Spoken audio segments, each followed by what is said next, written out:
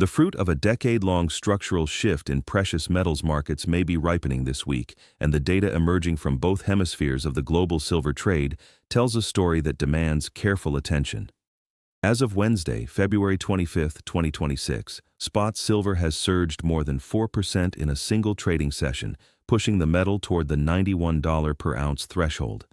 But the real significance of this rally lies not in the percentage move itself. Rather, it resides in the convergence of three independent forces that are colliding simultaneously. The reopening of the world's largest physical bullion marketplace after an extended holiday closure, a relentless drawdown in North American deliverable inventories that has accelerated to an extraordinary pace, and the imminent arrival of first notice day for the March futures contract on Friday, February 27th. Each of these factors, in isolation, would warrant close monitoring. Together, they create the kind of structural tension that separates routine volatility from genuinely pivotal market moments. The question confronting every participant in the silver complex right now is straightforward. Does the physical metal exist in sufficient quantities to honor the contractual obligations that the paper market has generated? The verified exchange data increasingly suggests that the answer may be uncomfortable. To establish the current positioning, silver is trading near $91 per ounce following that sharp intraday advance, while gold remains comparatively stable.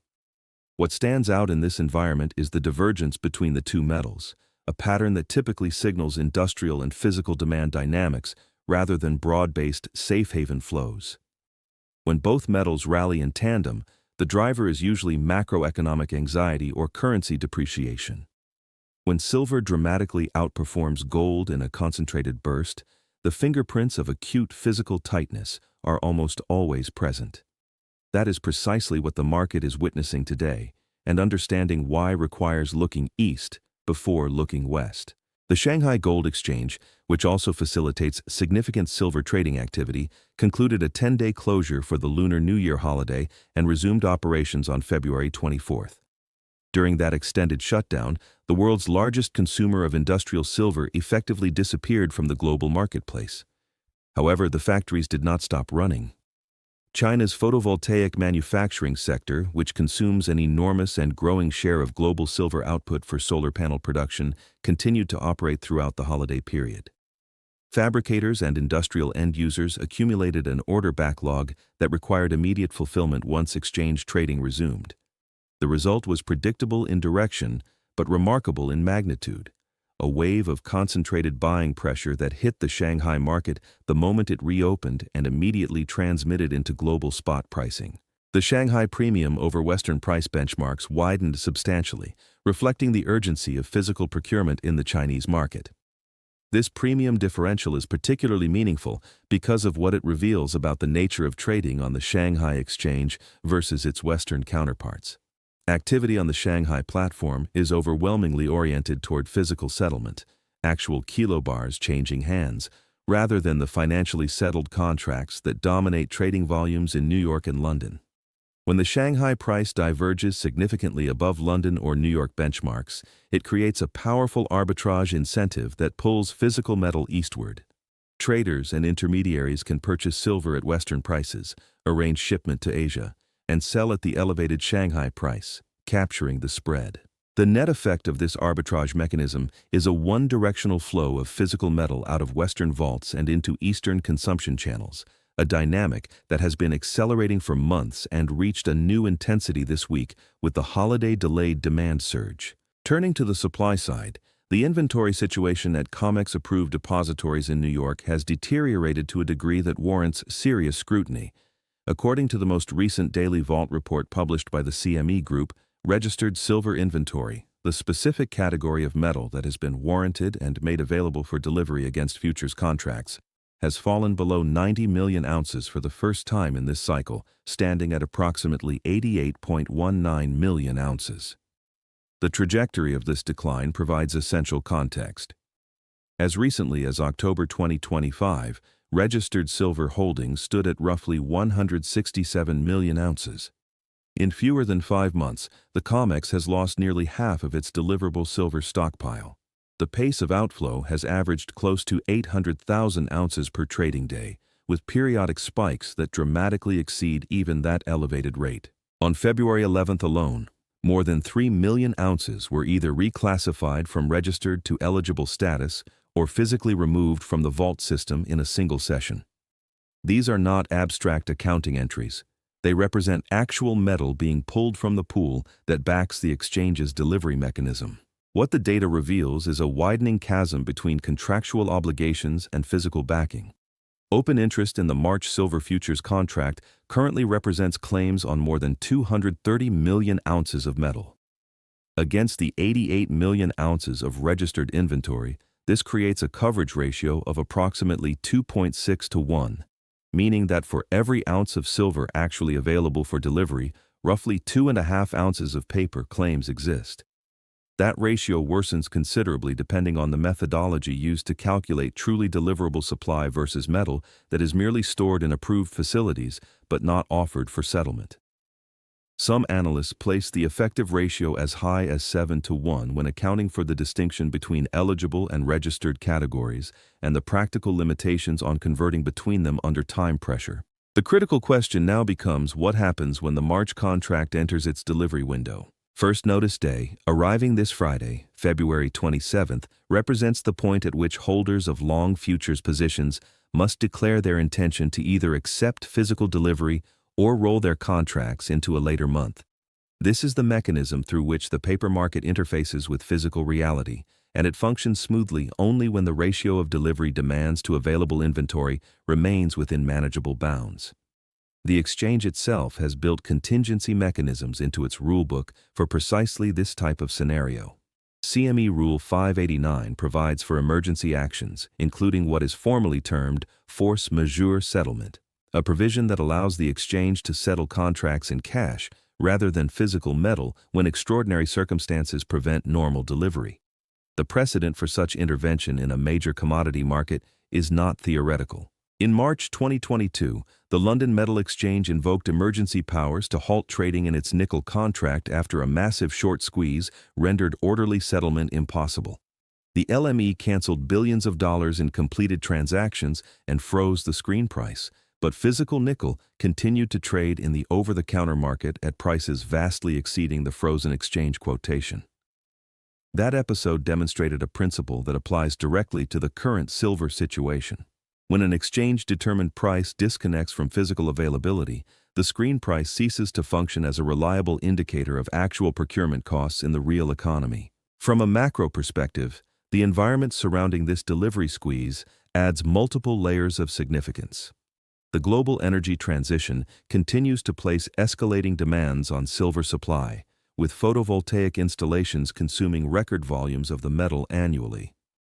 China's dominance in solar panel manufacturing means that a substantial and growing share of newly mined and recycled silver flows directly into industrial applications with limited price sensitivity.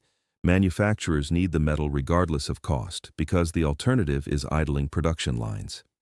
Simultaneously, silver's monetary characteristics are reasserting themselves as investors seek tangible stores of value amid persistent currency debasement concerns. The United States dollar, while maintaining its reserve status, faces ongoing questions about fiscal sustainability that drive allocations toward hard assets. This dual demand profile, industrial necessity combined with investment appetite, creates a fundamentally different supply-demand equation than existed in previous silver cycles, where investment demand alone could be moderated through price increases. Today, even elevated prices fail to dampen industrial consumption because silver represents a tiny fraction of total solar panel manufacturing costs, but is physically irreplaceable in the production process. Looking at the institutional level, the divergence between physically backed investment vehicles and derivatives-based products has become a focal point for market participants navigating this environment.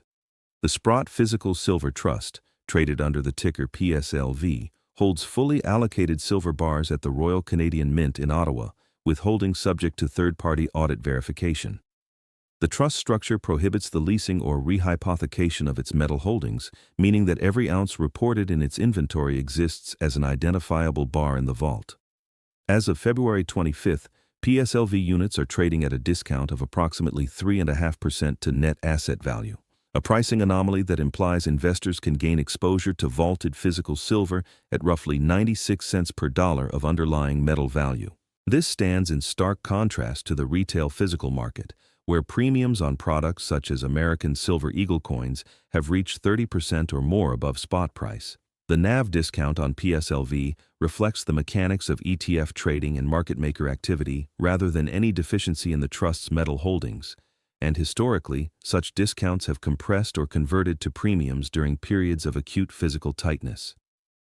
In January of this year, when silver briefly touched $121 per ounce, PSLV demonstrated relative stability compared to the whipsawing paper futures market, providing a case study in how physically backed structures can behave differently than derivatives-based alternatives during periods of extreme stress. The bull case for silver through the remainder of this week rests on a specific sequence of observable events. If the CME Vault report released Thursday evening shows registered inventory declining further toward the 85 million ounce level, it would signal that the drain is not only continuing but accelerating into the delivery window.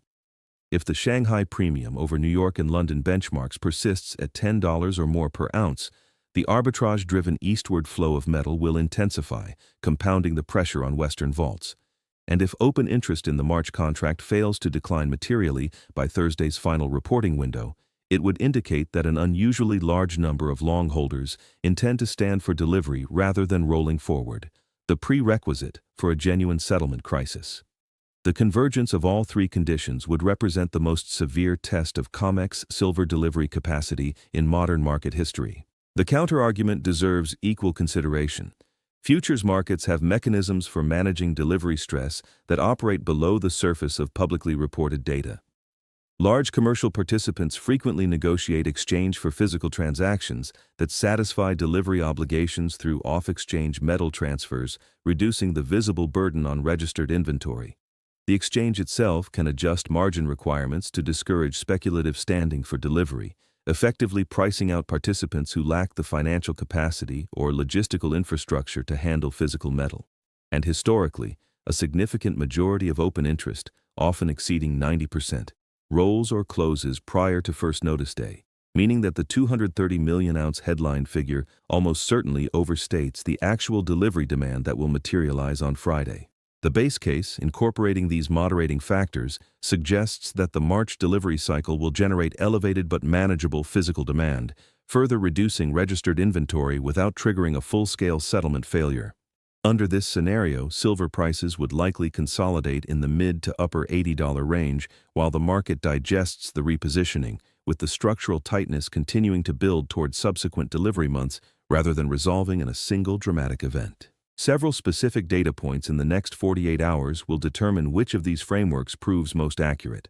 The CME Daily Vault report, typically published around 6 in the evening Eastern Time, will provide the most current snapshot of registered inventory levels. Thursday morning's Asian trading session will establish whether Shanghai premiums are sustaining or narrowing, and Thursday's final commitment of traders' data for the March contract will reveal whether institutional positioning has shifted materially ahead of first notice day. The interplay among these three data streams will shape not only Friday's session, but potentially the trajectory of the silver market for weeks beyond. What separates this moment from previous cycles of delivery concern is the structural backdrop against which it is occurring. Previous instances of COMEX inventory tightness unfolded during periods of relatively stable industrial demand and moderate investment interest. The current drawdown is happening while industrial consumption is at record levels, while central bank and sovereign wealth fund diversification into tangible assets continues to accelerate, and while retail investment demand remains robust despite prices that would have seemed extraordinary just 2 years ago. The confluence of these demand-side pressures against a mining industry that has underinvested in new production capacity for much of the past decade creates an environment where inventory rebuilding becomes progressively more difficult even if prices continue to rise. In summary, the silver market enters the final days of February 2026, confronting a convergence of physical tightness, structural demand growth, and delivery mechanism stress that few market participants have encountered in their careers. The data from CME Vault reports, Shanghai exchange activity, and open interest positioning all point toward a market where the gap between paper claims and physical availability has narrowed to potentially consequential levels. Whether Friday's first notice day produces a dramatic settlement disruption or a more measured adjustment that defers the ultimate reckoning to a future delivery cycle, The underlying trajectory of declining Western inventories and intensifying Eastern demand remains firmly intact. The next 48 hours of exchange data will provide critical clarity, and market participants across the precious metals complex would be well served to monitor these developments with particular attentiveness. As always, the analysis presented here reflects publicly available exchange data and informed market commentary. It does not constitute financial advice, and individual investment decisions should be made in consultation with qualified professionals who understand your specific circumstances and risk tolerance. The silver market is telling a compelling story through its data right now. The prudent approach is to listen carefully, verify independently, and position thoughtfully.